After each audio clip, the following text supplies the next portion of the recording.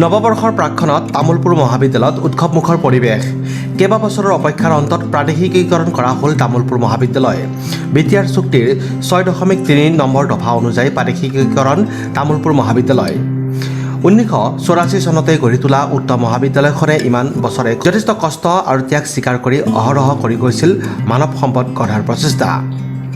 তামোলপুৰ জিলাৰ এখন অন্যতম শিক্ষানুষ্ঠান তামোলপুৰ মহাবিদ্যালয়ে বিগত বৰ্ষসমূহত বিনা বেতনে শিক্ষাদান কৰি ছাত্ৰ ছাত্ৰীসকলৰ ভৱিষ্যত জীৱন গঢ় দি আহিছিল।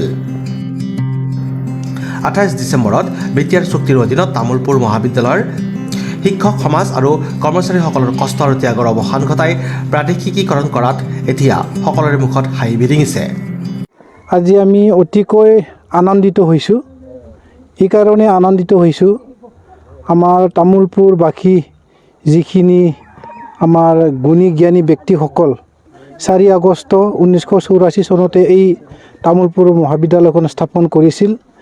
বহুত কষ্ট কৰি কলেজখন স্থাপন কৰা বুলি মোৰ যিখিনি অভিজ্ঞতা বা মই যিখিনি এই কলেজৰ লগত জড়িত হৈছোঁ মই গম পাইছোঁ।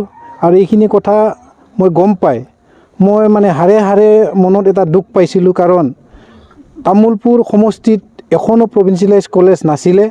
গতিকে আজি আমাৰ বিটিআৰ চুক্তিৰ 6.3 দফা সেই অনুযায়ী আমাৰ তামোলপুৰ জিলাত তথা তামোলপুৰ সমষ্টিত আমি একেলগে দুখন কলেজ পাবলৈ সক্ষম হৈছোঁ। আৰু এই সক্ষম হোৱাৰ এই শুভ মুহূৰ্তত মই প্ৰথমতে আমাৰ BTCৰ ডাইনেমিক চিফ তথা সন্মানীয় প্ৰমোদ বড়ো ডাঙৰীয়াক ধন্যবাদ জ্ঞাপন কৰিবই লাগিব।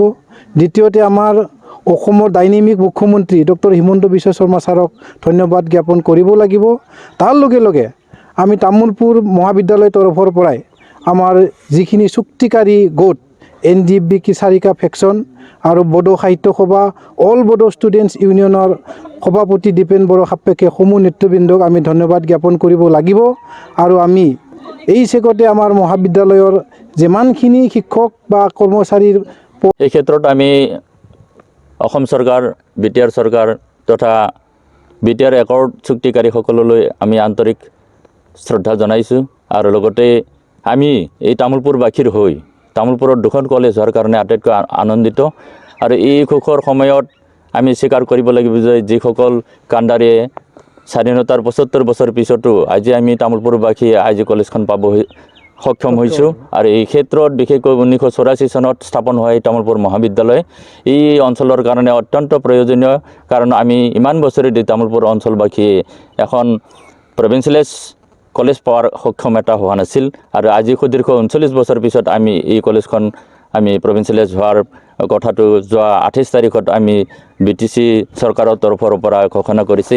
সেইকাৰণে আমি তামোলপুৰবাসী আমি ৰাইজৰ হৈ তথা আমাৰ জিবিৰ তৰফৰ পৰা আন্তৰিক শ্ৰদ্ধা জ্ঞাপন কৰিছোঁ। এই ক্ষেত্ৰত আমাৰ মুখ্যতঃ 1984 চনৰ পৰা আমি খাটি থাকি আজি আমাৰ শুভ দিন অহা বুলি ক'ব পাৰোঁ যে বিটিআৰ চৰকাৰে হওক বা গতিকে আমাক কলেজখন চৰকাৰীকৰণ কৰিলে।